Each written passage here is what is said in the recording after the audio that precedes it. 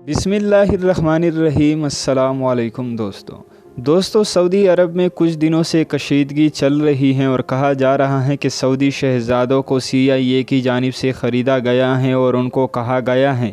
कि मोहम्मद बिन सलमान को किसी तरीके से रास्ते से हटाकर हुकूमत पर कब्ज़ा कर लो, तुम्हें जितनी मदद और इमदाद चाहिए हम तुम्हारे साथ करेंगे और देंगे। दोस्तों, CIA की जानिब से मोहम्मद बिन सलमान का तख्ता उलटने की मुकम्मल कोशिश की जा रही है।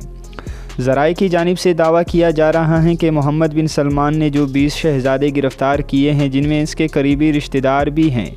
उनको CIA की जानिब से हुक्म मिला था कि मोहम्मद बिन सलमान और शाह सलमान को रास्ते से हटा दो, तुम जो चाहोगे हम तुम्हें देंगे, तुम्हें सऊदी अरब की हुकूमत भी मिल जाएगी और हमारा साथ और हमारी दोस्ती का हाथ भी मिल जाएगा। दोस्तों, तकरीबन बिलियन ऑफ डॉलर्स के इस वक्त में मोहम्मद बिन सलमान को अकेला छोड़ दिया गया और तकरीबन मोहम्मद बिन सलमान को जैसे ही